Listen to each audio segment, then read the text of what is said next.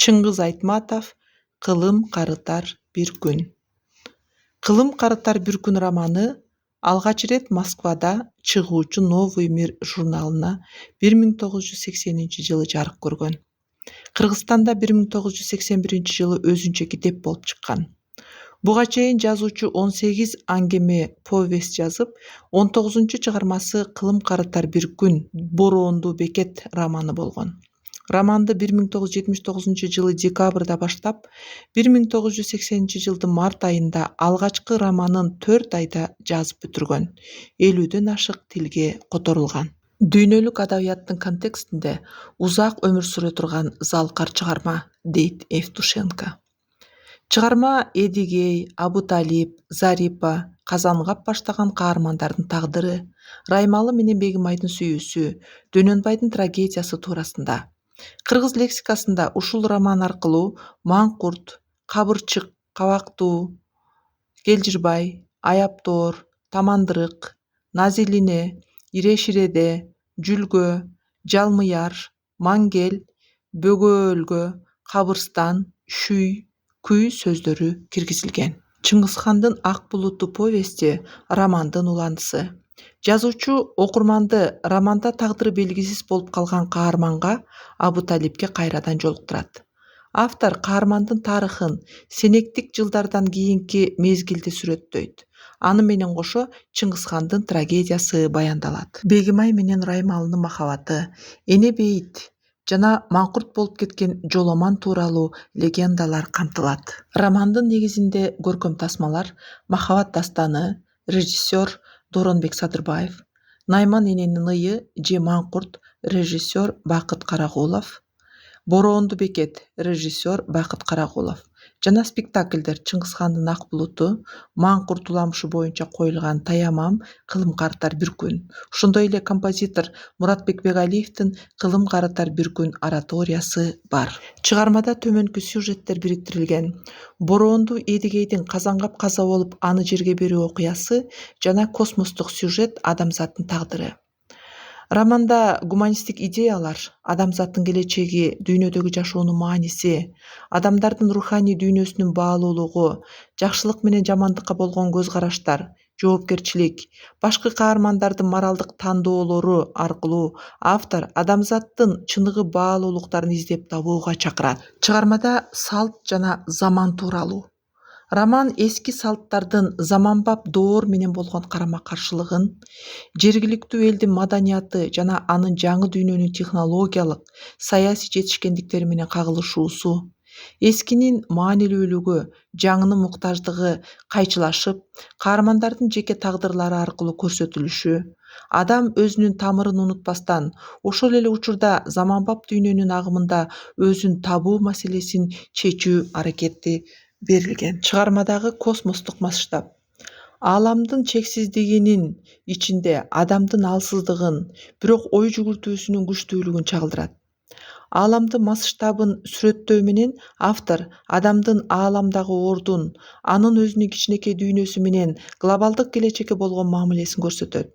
Космостун көрүнүшү аркылуу роман философиялык ой жүгүртүүнүн жана адам менен ааламдын байланышы берилет. Эдигей ишенимдүү, салттуу, философиялык ой жүгүртүүгө жакын, туруктуулукту жана өз тамырларын унутпоо принцибин карманат. Эдигей темир жолдун символу катары көрсөтүлүп, эки доордун ортосун байланыштырат. Ал өзүнүн моралдык жана инсандык сапаттары менен чыгарманын негизги философиялык темаларын ачып берет. Найман эне өзүнүн уулуна карата чексиз сүйүүсү, башына түшкөн тагдырын өзгөртүүгө аракети күчтүү, трагедиялуу образ. Найман эне адамзаттын унутулгус инсандык принциптерин чагылдырат. Анын баласынын колунан өлүмү аркылуу бүтүндөй бир муундун жоготуу символу көрсөтүлөт. Маңкурт инсандуулуктан ажыраган, мээси жуулган кул. Адамзаттын эркин ойлонуу жөндөмдүүлүгүнөн ажыроо символу. Айтматовдун маңкуртизм концепциясын ачып берүүдө борбордук каарман. Ал өткөндү унутуу менен заманбап дүйнөдөгү руханий боштукту чагылдырат. Маңкурт аркылуу автор адамдын өткөндү унутпоо жана өз тамырларын сактоо керектигин белгилейт. Зарипа аялзаттын күчү, акылы, сабыры чагылдырылган, бейгүнөө камалган Абуталиптин өмүрлүк жары. Зарипа салттуу коом менен заманбап баалуулуктардын ортосундагы өзүн өзү табуунун символу. Сабитжан Казангаптын уулу, өзүн интеллигент көрсөткөн каарман, бирок анын руханий баалуулуктарга жана ата мурастарына болгон кайдыгерлиги окурманга терс таасирин берет. Казангап керээс калтырып өз сөөгүн эне бейитке коюуну өтүнөт. Эдигей Казангаптын ишенимдүү адамы катары керезди аткаруу үчүн аракет кылат. Сабитжан атасынын керезине кайдыгер мамиле кылып, эне бейитке коюуга каршы чыгат. Бул анын салттарды жана атасынын кадыр-баркын сыйлабаган маңкурттугу. Сабитжан руханий боштукту, материализмдин үстөмдүгүн жана жаңы муундун ата-бабалардын мурастарына болгон кайдыгерлигин чагылдырган образ. Анын керезди аткарууга каршы болушу, руханий баалуулуктарга карата болгон шалаакылыктын жана инсандык жоопкерчиликсиз мамиленин белгиси.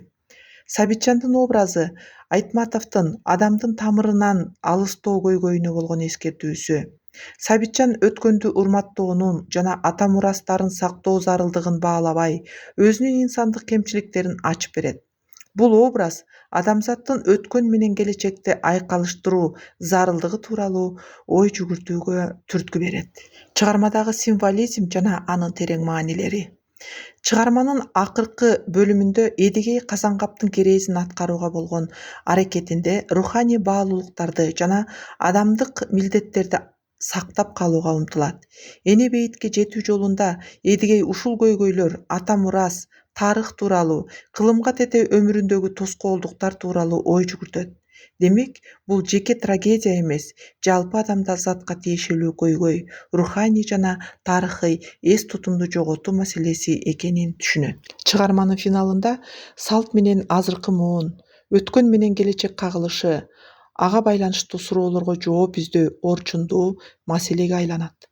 Бул кайчы көрүнүш жаңы муун Сабитжандын образы аркылуу салттуу баалуулуктардан алыстап кеткенин көрсөтөт. Чыгарманын аягы окурманды адамзаттын өзүнүн өткөнүн унутпай, келечекке умтулуу керектигин ойлонууга чакырат. Айтматов финалда төмөнкү суроолорду коет. Адамзат чексиз ааламда өзүнүн ордун таба алабы? Материалдык дүйнө руханий баалуулуктарды толугу менен алмаштыра алабы? Өз тарыхынан жана маданиятынан ажыраган адамдын тагдыры кандай болот? Романда Чыңгыз Айтматовдун идеяларынын актуалдуулугу. Роман адамзаттын глобалдык маселелери, салт, заманбап жашоо, космостук масштабты чагылдырат жана алардын бүгүнкү күндө да терең актуалдуу кылып көрсөтөт. Роман окурмандарды философиялык ойлорго жетелеп, ааламдагы адамдын ордун, анын жоопкерчилигин жана инсандык сапаттарын кайра баалоого түртөт. Чексиз аалам менен чектелүү адам өмүрүнүн ортосундагы байланышты изилдөөгө чакырат. Чыгарманын аягы бир жагынан трагедия, экинчи жагынан эскертүү. Тарых жана эс тутум жоголгондо адамзат өзүнүн инсандык маңызынан ажырайт. Бирок Эдигейдин аракеттери руханий баалуулуктарды сактоонун мүмкүн экендигинен ишенимди арттырат. Кылым карытар бир күн чыгармасынын финалы адамзат үчүн философиялык сабак. Ал окурманды өзүнүн өткөнүн урматтап, келечекке жоопкерчилик менен кароого үндөйт.